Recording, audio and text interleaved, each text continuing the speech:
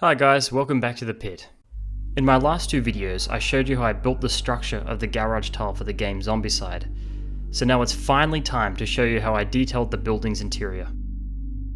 I really wanted to create the sense that the survivors were entering a rancid tomb when entering the building. A horror scene frozen in time, the air thick with decay. So I wanted lots of detail relating the building's former life. Lots of weathering and decomposition, as well as signs of the struggle that occurred during the outbreak of the zombie apocalypse. So first off, I decided to install the building's fixings, which were a vent towards the ceiling of the garage and a tiled backsplash in the bathroom area. Once that was done, it was time to get into some weathering. I mixed together some brown wash and some water, and covered every inch of the walls, door frames and outer floors. I used some rust pigment and some rust effects wash to create some streaks coming down from the vent, and then some Vallejo streaking grime around the corners of the bathroom to create mold.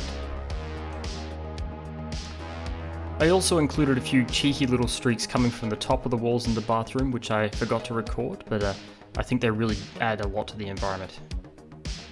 Next, I wanted to create some realistic oil staining in the garage area. I start off by taking some black wash and dabbing blobs of it around the center of the garage, around where a car would be parked. Notice I also tap or flick the brush to create those fine little oil speckles. I organize the stains in an almost almond-shaped pattern, creating a sort of normal distribution curve. I also go and spread out a few of the oil blobs nice and thin. Then, to create the sense of layers of oil accumulating up over a long period of time, I cover the oil spot with a wash made up of European soil pigment, PVA glue and water.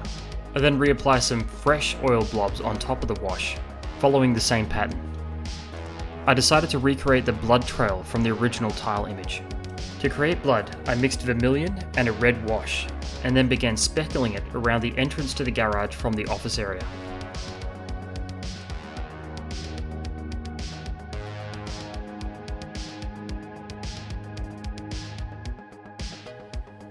Then I painted drag marks from the large pool of blood into the office area and surrounded it with more splatter. Notice I keep flicking the brush to create those fine speckles.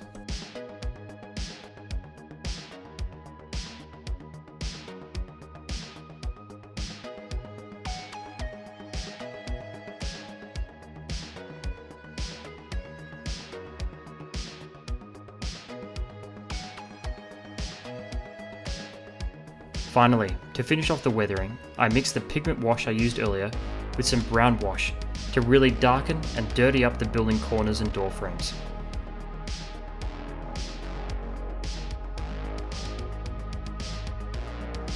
Onto the bathroom. For this room, I wanted to of course include at least a sink and a toilet, as pictured.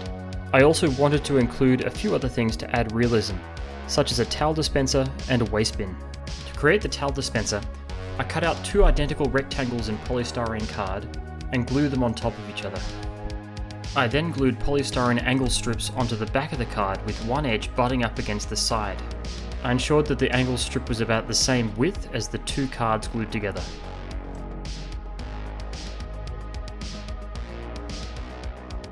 Then, on the front of the card, I drilled a small keyhole, where I then superglued in the head of a pin to create the towel dispenser's lock.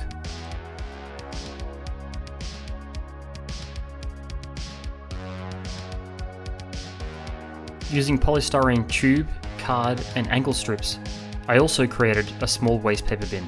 I primed and undercoated these before giving them a coat of metallic paint. I also created a small toilet cubicle divider and a bathroom mirror. Again, both of these were made up of polystyrene parts. The toilet and sink that I ended up using came from a Mantic Games Terrain Crate kit. Once all the bathroom components were together, I just had to paint them up.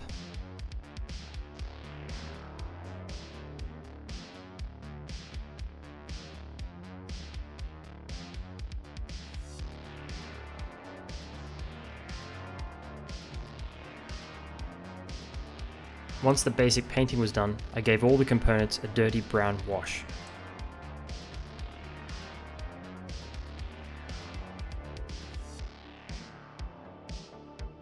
After a bit of highlighting, I then applied some green streaking grime.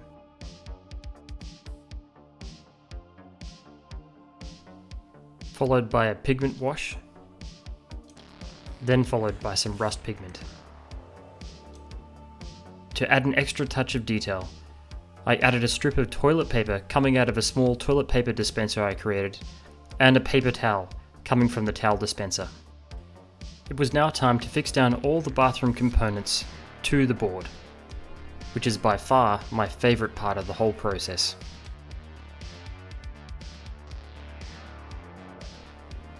Now this is a bathroom that looks like it's seen a zombie apocalypse, or some kind of wild, crazy music festival. As pictured in the original tile, I wanted to create a reception desk in the office as well as some waiting chairs. I was able to get these components, including a computer/register, from a terrain crate kit. I started by painting these up in simple light colours and then gave them a wash, and then a highlight.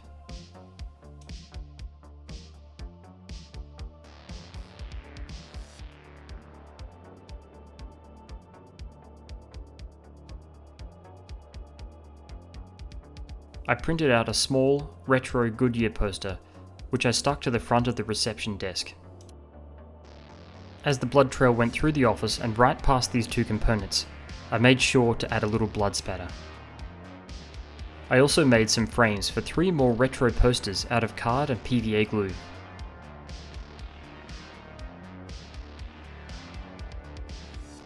Then my favourite bit again, fixing down the components. I also printed out a small bathroom sign, which I put next to the bathroom door. Then on the reception desk I added 2 miniature pot plants made by a model rail company. Finally, I added some car magazine covers which I printed out and an old newspaper and called it a day. Now it was time for the biggest room in the building, the garage. I have to admit, the garage was a little intimidating. Not just because they usually house the type of bloke that would give a terrain maker a wedgie, but because there are so many components I'd need to build, and so many things I'd need to add to fill this space in a realistic way. As depicted, I decided to add some barrels and boxes, a tool chest, as well as some tyres. I also wanted to add some shelves, a tool rack, a workbench, and a power box. To create shelves, I started by cutting and gluing together some polystyrene angle strips and formed a frame.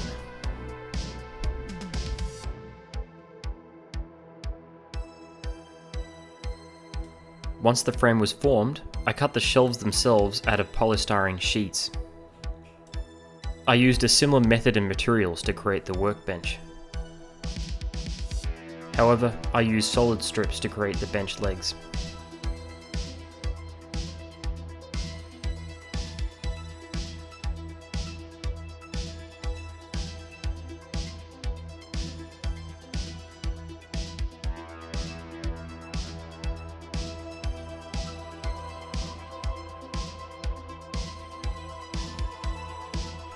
For the wall-mounted tool rack, I decided that I'd first cut out a square of polystyrene card, and then draw on a tight grid pattern. Then using a needle, I would puncture a hole at each intersection on the grid.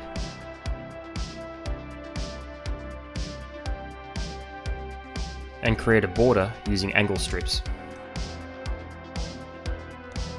And then, using a bit of kit bashing, glue on a bunch of things that slightly resemble tools.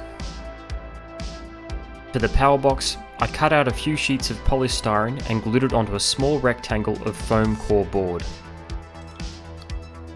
Now that all the components are ready, it was time to paint them.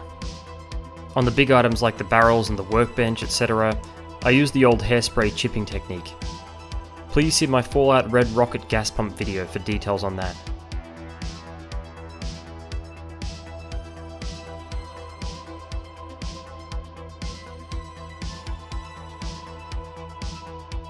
I then nicely weathered the components. Here I'm weathering the absolute crap out of this barrel, showing very little mercy or subtlety. I'm mixing together rust pigment, rust wash, and streaking grime.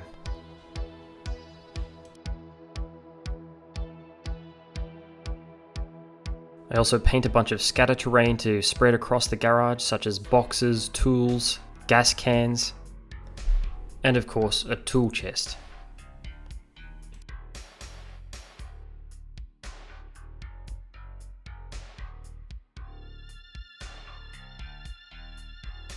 I fix an array of tools and parts to the bench and shelf, in very natural looking positions. I also decide to add a dead body, and cut out a few signs and stickers. And then finally, it was time to fix everything down.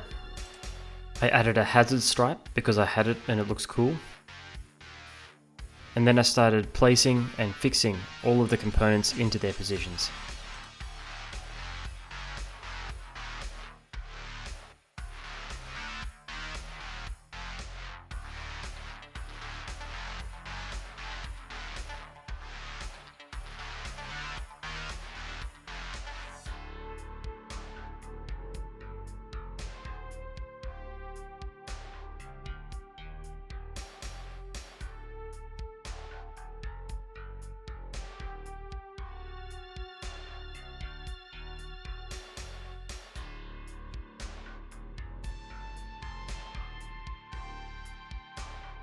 I also added a little bit of extra blood around the dead body.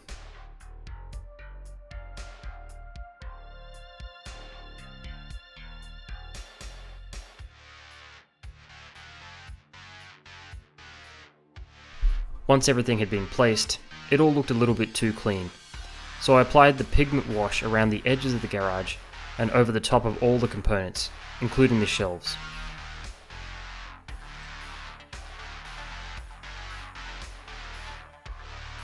Then to add that final bit of detail, I generously sprinkled on some leaf litter. Good shit. It's real top quality, taste the difference shit. Using a brush, I sort of pushed it into the side around the edges, making it look as though at some point the garage door was open and leaves were blown inside and sort of scattered around the area. Mine compliments to the chef. Then finally, I added a bit of oil around the barrels.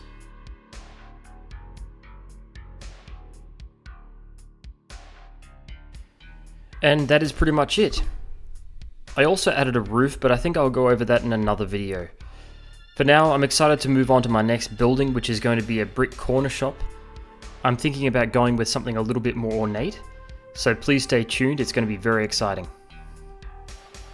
Also, please remember to like and subscribe, and check out Pen and Paper online. I've provided a link in the description for 10% off at their store.